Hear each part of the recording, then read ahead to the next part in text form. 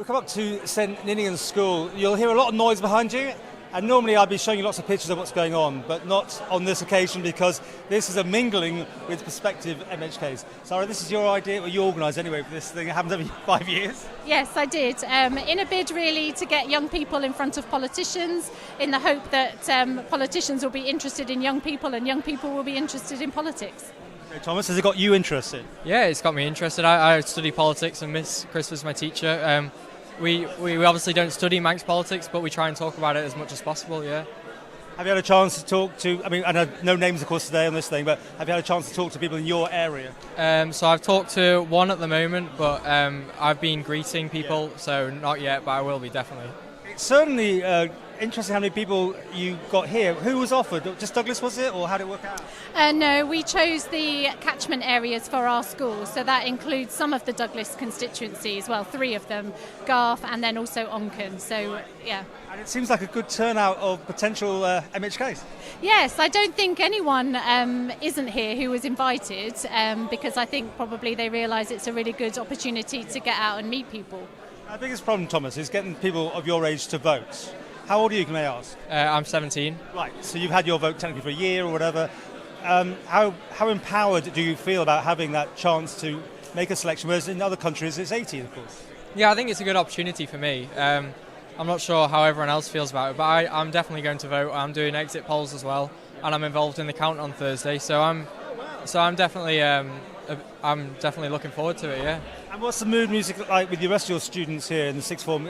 Are there people just not engaged at all and others are very much into it? Yeah, it's very different. Some people aren't engaged at all. Obviously, in my politics class, everyone is somewhat engaged, but yeah, there are some people who don't know anything about it really, so maybe today's an opportunity for them to get to know some people.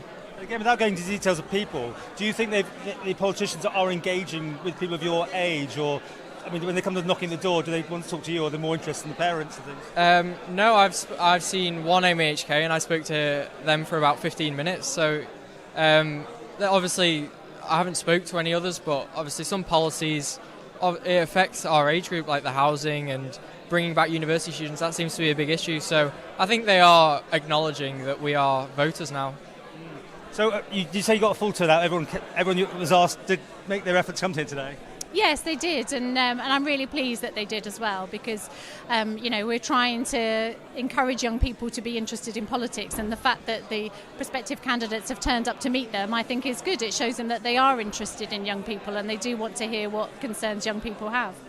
Have you as a school had a chance to try and emphasise the importance of people signing up first of all, because they've got to be on the voters list, haven't they?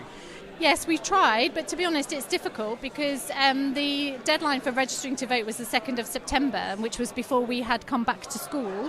And although we did try and push this in the summer term, with Year 11s having left, Year 13s having left, and also the impact of COVID, our numbers were down, so there wasn't a huge amount we could do. And so we obviously had the process of this event set up and running, and I've been pushing it since we've been back at school. But my concern is that some students have missed the deadline for registering, and actually if the election had been maybe a month later on, we could have done more in schools to really encourage people to register and then hopefully to vote as well. It's a fascinating angle that I've never even contemplated, but that could make all the difference, couldn't it? And some people get in by so little votes. The more people that sign up, the merrier. Yes, I think so. So I think it is a missed opportunity. So if people are listening, then maybe that is something to consider if they do want to engage young people. And I'm not sure that every school necessarily thinks it's our job to push politics. And I'm not interested in pushing a particular candidate, but just trying to encourage people to exercise their right to vote.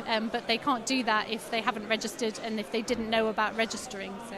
Final question, again, no names, no pack drill. Have you made up your mind yet on who in your area, whichever it is, we don't know, who are you going to pick without the names? Have I made my mind up?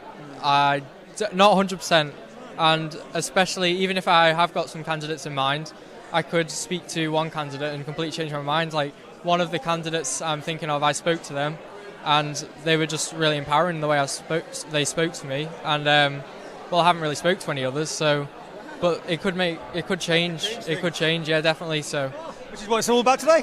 It is, yeah. So that's really encouraging to see that, I think people often haven't made up their minds until the sort of final days. So, this event could make all the difference for some people.